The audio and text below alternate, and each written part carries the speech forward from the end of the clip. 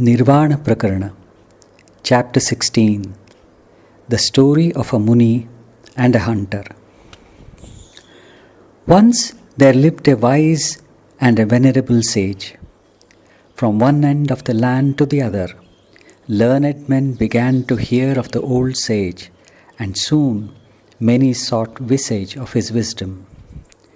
But silent remained the sage to all who came with questions. Instead, with his bamboo staff, he drew upon the ground these words: "One who has contentment in his heart finds good everywhere and at all times." Or sometimes he would write, "Where discontentment exists, all effort is in vain." Or sometimes, "Be silent, be still, and you will know." But those who visited seemed not satisfied with these answers.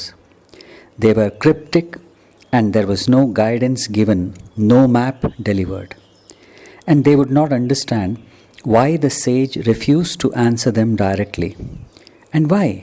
Surely he knew the answers, but why did he choose to scratch in the sand such babblings? The other sages gave advice and prescribed paths and talked of austerities to be observed. Why not this one? The sermon he gave could not be heard by the ear, and for that matter, seen by the eye. Yet it is written that during the feast of Christ, a young man appeared.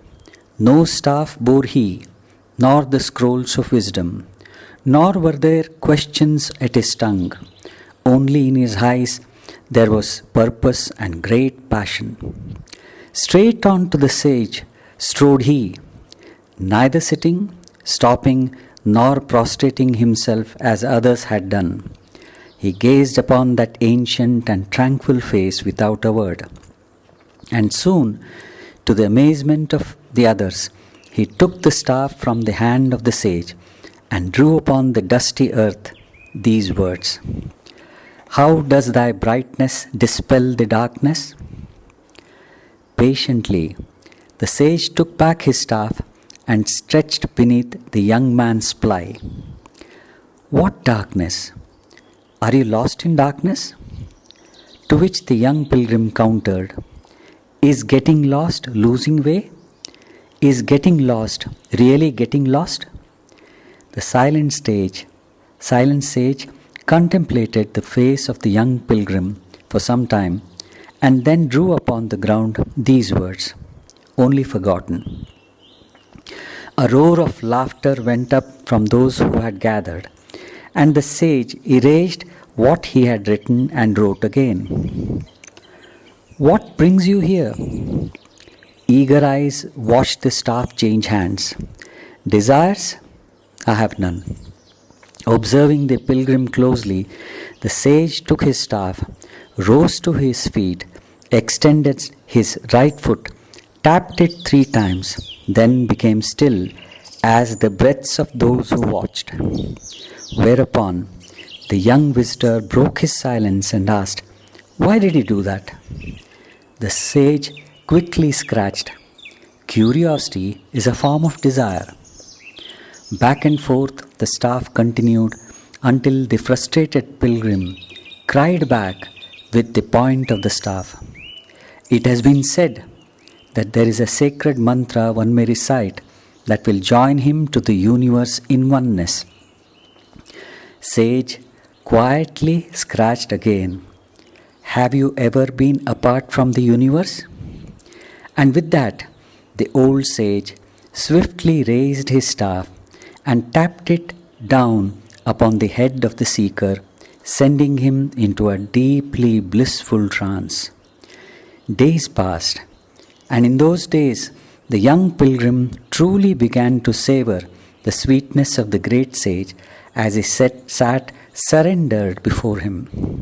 Not once did he question in the presence, and a fathomless love grew between them. But on the 3rd day, the sage broke his long years of silence. "So, you have come at last." The hoarse voice came.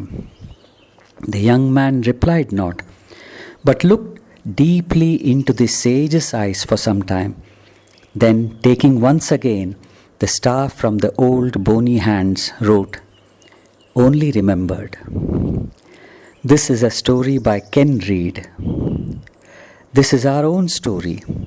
All Swadhyaya and Sadhana is meant to eliminate the forgetfulness caused by the stupor of involvement and identification. Most of us are in a kind of metaphysical sleep characterized by the intoxication of sankalpa and ahankara. We go after the stones and rocks, rejecting the precious gems in front of us. We choose temporary, pain-bearing experiences instead of everlasting and infinite bliss. The habit of eons has made us forget our own nature and seek to go after its reflection in objects and people. We attempt to understand ourselves through the opinion of other people. Naturally, misery has to follow. Many, if not most of us, are not even aware of the misery hidden behind every act of ours.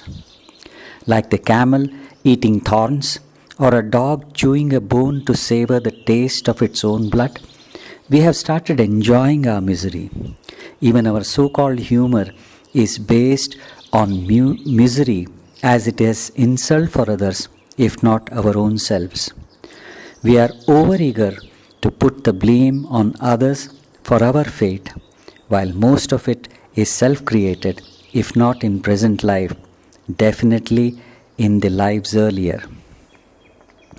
When a person intends becoming a pilgrim, instead of being an aimless wanderer, one has to assume complete responsibility for all actions and their consequences. The mind starts getting centered from the energy dissipating randomness as it starts coming back to itself. With this begins a journey within, during which one begins to discover the ways of the mind, observe the dance of thought and emotions, and come to recognize one's own mistakes as being the cause for either happiness or misery in one's life, which are obverse and reverse of the same coin. The most important aspect of jnana sadhana is to reduce the limiting indulgence and involvement of the consciousness. Vedanta tries to give hints to seekers by making them aware of the different approaches to tackle the problem. The main aim of all these methods is to bring about antarmukhata. This sarga gives one more approach.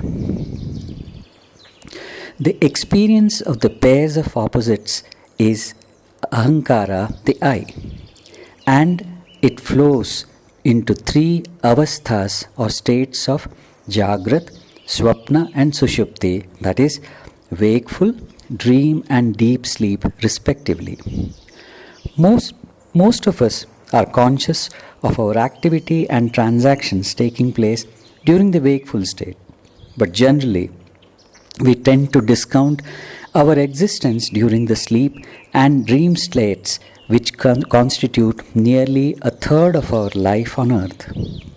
And yet, all the three states of wakeful, dream and deep sleep are so closely connected that they affect one another. For instance, if one is disturbed by anxiety and worry, one has a disturbed sleep with disturbing dreams. On the contrary, if one has a relaxed wakeful state, one experiences a relaxed sleep with perhaps equally pleasant dreams. But then, the task of a seeker is not just to have a relaxation in the three states, but to transcend all activity. On being questioned by Rama as to the traits of the Jivan Muktas, or those who have realized the Brahman while living, who do not pay any attention to the psychic powers, Vasishtha said, "The wisdom of the jnani lies in getting absorbed in the delight of non-dual Atman. Having achieved rest in the Atman, all the psychic powers dissolve into insignificance. The psychic powers are sought by siddhas through expansion and intense efforts. The Atmajnanis do not belong to this class since they have freed themselves from all traces of desire. Desire, anger, pain, greed, and others dwindle into insignificance. Like a noble person degrading himself into a lowly one through the limiting action and behavior, the reality reduces itself into a jiva. The cause for such degradation is not there on this plane of mind and intellect, but having reduced or contracted from all expansiveness to a limiting existence, jivas flourish and subject themselves to rebirth through karmas or actions performed by them. Though there is no cause for the rise of jivas or beings, their existence and karmas are reciprocally the cause and effect of one another. All jivas arise without cause out of Brahmic state, yet their karmas are the cause of their pleasure and pain. And sankalpa arising from the delusion, which is ignorance of Atman, is the cause of all karmas. As the cause of bondage is sankalpa, it should be uprooted completely. The destruction of sankalpa is itself moksha, which is to be practiced with higher and subtler mind. Be aware whenever there is perception of sense objects by slowing down the identification of the experiencer with the experienced. This can bring about the destruction of sankalpa. One should not identify oneself with grahya, the experienced or object, nor should one identify with grahaka or the experiencer. Having given up all sense of becoming, one merges with what remains. When the sense organs are enslaved by their objects along with the mind, the ensuing desires cause bondage, while non-attraction constitutes moksha. If there is any attraction in mind, it is bondage. The state of complete non-attraction is liberation. That is why one should free from all attraction, subtle or gross, from the blade of grass to gold. When there is no desire, what can there be to be freed upon, to perform or to abandon? One is neither the agent nor enjoyer. The wise can never grieve over the past nor worry about the future. They have always in the present. Pride, illusion, and desire are the binding cords of the mind. The lower mind is to be dissolved with the help of higher mind itself. It is the iron which is cold, cleaving iron which is not hot, or the dirt which is soap, removing the dirt from the cloth, or venom with the help of an antidote which acts upon the poison. In a few paragraphs above, many interesting working facts are presented for a seeker which command a discussion. The first and foremost premise which forms the basis of Vedanta is that we all are trying to achieve or be what we already are. The only problem Vedanta claims is that we all have forgotten our true nature. This state of forgetfulness of one's own nature has been called as the fall by this scripture. This fall results in the vicious circle of wrong action of contraction or of limiting the limitless. Then it becomes like a person in the marsh who, due to panic, gets more entangled in the quicksand. To discourage a seeker from falling from the temptation of asking the question why of this fall, the scripture clearly says that it is causeless. This fallen state is called as the jiva, and the sankalpa is the activity that brings about the further contraction. These form the causes for further identification, involvement, and indulgence. The indulgence increases the involvement, which in turn is the progenitor of desires. Vasishtha gives a technique of thinning the desires through the awareness that is to be developed during the contact of the senses with their objects and slowly separating the experiencer from the object. At this juncture, Vasishtha gives the most wonderful hint on the origin of all desire as the sense of becoming, a wish or an aspiration of becoming something or someone other than what one is already not. Thus the sage warns Rama of the subtle and the gross desires. This happens to be a very valuable point for a seeker at all stages of his journey. The play of desires is very, very complex and subtle. A person gives up comforts to achieve a goal which again is a desire, may be gift wrapped. The expectation in any form, in lieu to any action, is a desire. For example, if one expects to achieve enlightenment after giving up all desires, then one is only playing another subtle hide and seek with desire. In continuation of this very hint, the scripture says that in fact, one is neither the karta, the doer, nor bhokta, the experiencer. This understanding frees one from time in the form of the past and the future. Vasishtha continued, the jiva has three forms, namely the gross, the subtle, and the transcendental. Dwelling on the transcendental, the other two fall off. The gross body with the senses and organs is meant for the jiva to experience the elemental. The mind with its sankalpa produces the conception of samsara is ativahika or the subtle body, while the transcendental is satyam, the truth eternal, nirvikalpa or without any activity and pure consciousness. This is characterized by the Turiya, the fourth. Remaining in the fourth, the first two get rejected.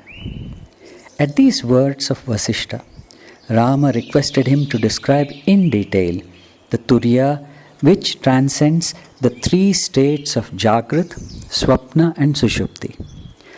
Vasishtha replied, the state of consciousness in which the conception of I and not I is totally absent and pure, as it is devoid of even a trace of attachment, is called as Turiya. That which is stainless, balanced and quiescent state of Jivan Mukti is Turiya. It is neither Jagrat nor Swapna, which are dominated by Sankalpa, nor is it Sushupti, as there is no knowledge of enjoyment. For those who have attained this quiescent and beneficent and lofty state, this world itself is Turiya, and those who have not, it is multiple and diverse. With the idea of I gone, one sees all things equally and performs actions in such an unattached way that it is as if they have not performed the actions at all. For illustrating his statements, Vasishtha narrated a story. In a forest lived a tapaswin or recluse who had achieved the state of Mahamauna. A hunter who was an expert archer approached the Muni and asked him whether he had seen a stag escaping his arrows.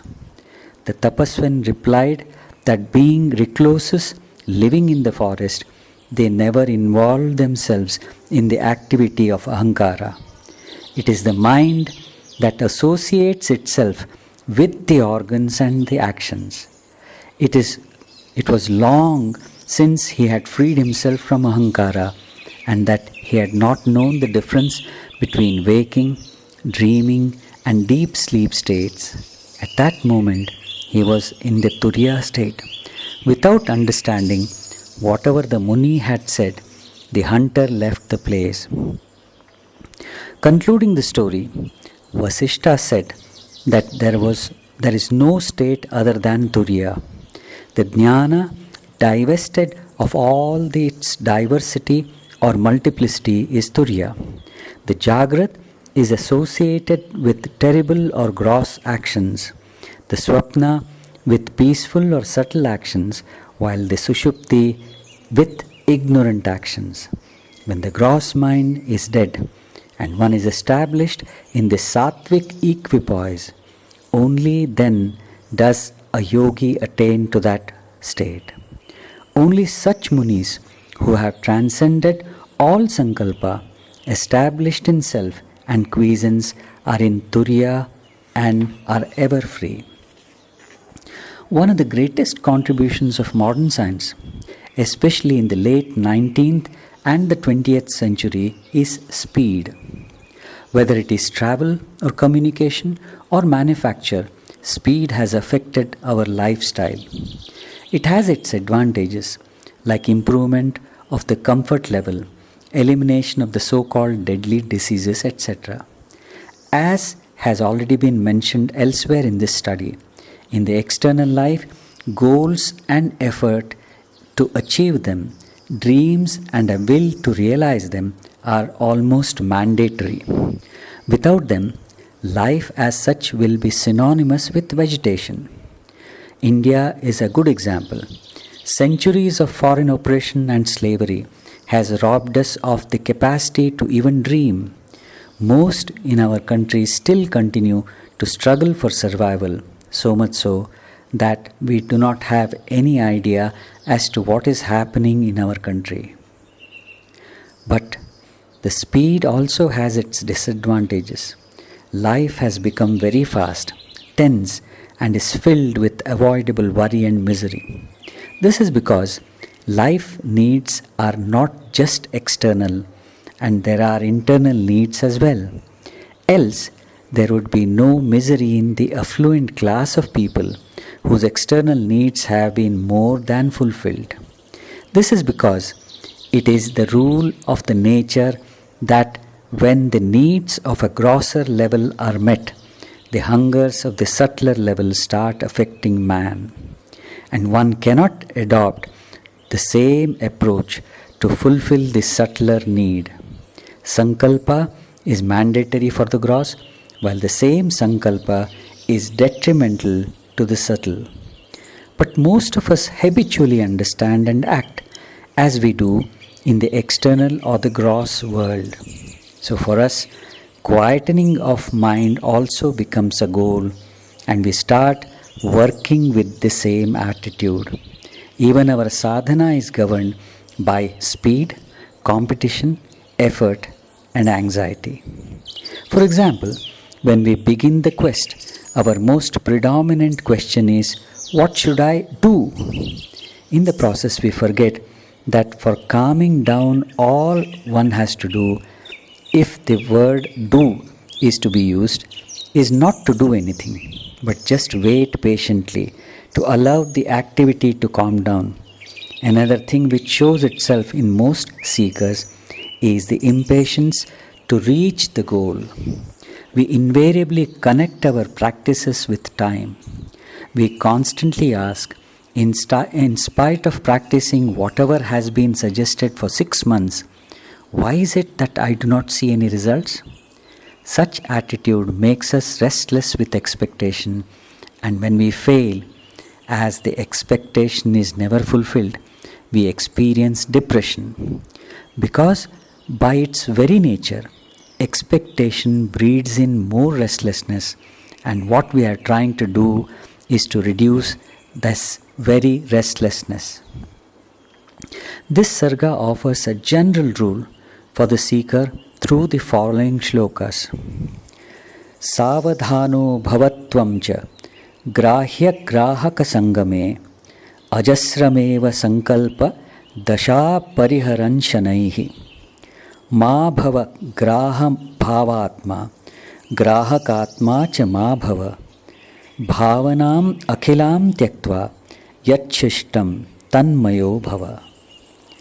Become aware of the non-changing principle during the meeting of grahya or the object and grahaka or the subject by slowly removing the speed of involvement. Do not identify with the object and do not identify with the subject. Giving up all identification, become that. Whether it is during the sense perception or the internal experiences like the three states of consciousness, Jagrata, Swapna and Sushupti, normally we are not aware of the involvement as it is very sudden. One is suggested to slow down the process so that one becomes aware of the mechanism of awareness. Meditation is this process of slowing down each and every act. Consequently, it follows that it is not really connected with any posture of the body. When each action becomes meditative, then and then, only then, can one hope to attain antarmukhata. One of the persons who gave a very special practical way of achieving this slowness through the technique of observation was the Buddha. In his path, he suggested one to observe the incoming and outgoing breath without changing the mode of breathing. This he called as the Anapanasati, or remembrance of the ingoing and the outgoing breath. After tackling the mind at the gross level, he suggested that the attention be shifted to the different sensations on the body and then mind, etc. This has been called as Vipassana, the special way of seeing. The most important thing is that the seeker is suggested to remember all the time and at all stages of his sadhana is never to get involved with whatever he is observing. The rules that govern the physical world need not be relevant to the inner world. This is a very, very useful hint that the scripture has to offer to those who are interested to transcend all activity, change, and the consequent pairs of opposites.